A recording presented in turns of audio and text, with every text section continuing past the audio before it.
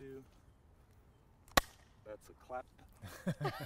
Okay, so hi Matthew. Well, Prague is a beautiful and vibrant city, but it's not particularly famous for urban design. So what brings you to Prague? I was invited here by your good selves at IPR to come and talk to you about our experiences in London and how that might be relevant to the situation here in Prague. Okay. I'm very happy to do it. So, well, what impressions you got from learning about the different projects that IPR has been working on around the city? My immediate impression is that that there's some really good work going on, both in terms of some of the things that we've seen, some really interesting exemplar projects emerging, but also, perhaps more importantly, in terms of the future, some of the ideas that IPR is working on, projects all around the city that will have really long-term benefits for the citizens of Prague.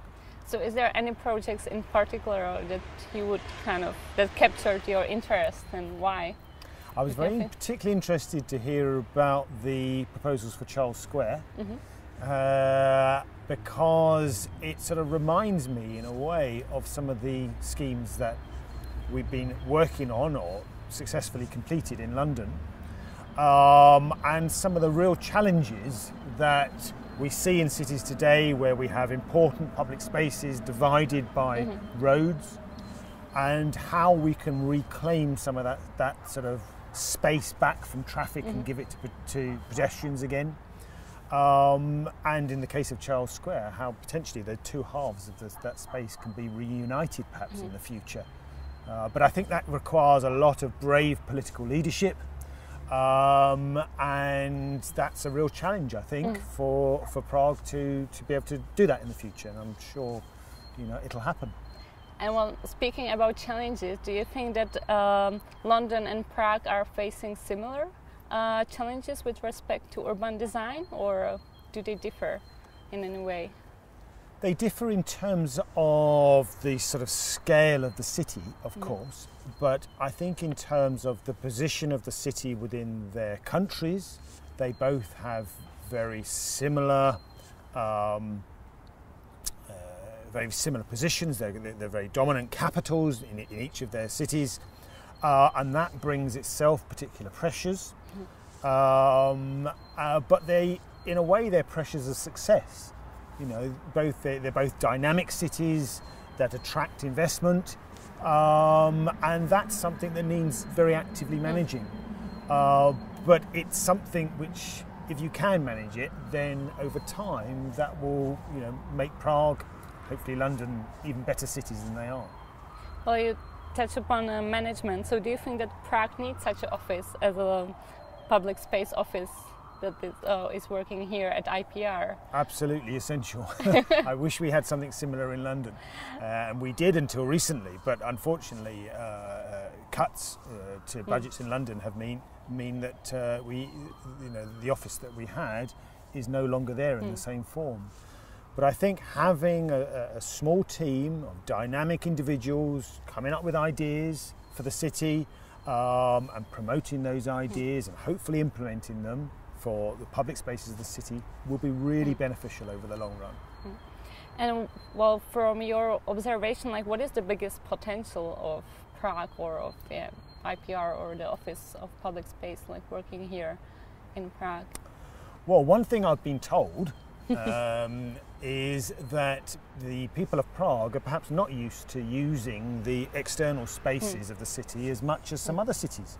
There's more of a culture of maybe using internal spaces, sitting inside restaurants and cafes and so forth, and pubs. Now, interestingly, about 15 years ago, London was very similar.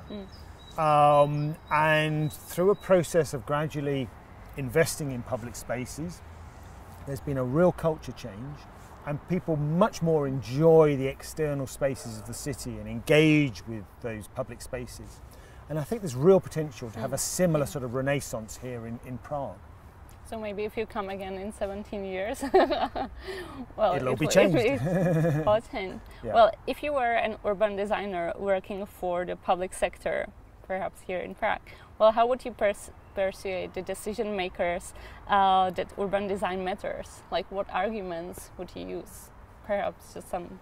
I think it's a question of taking those decision makers to places that work well and demonstrating to them the value that is added by those places, the way that the people engage with them and enjoy them, and just finding those exemplar projects or places, which may be places that are, you know, very historic places, not necessarily new projects, and getting them to think about what works and what doesn't.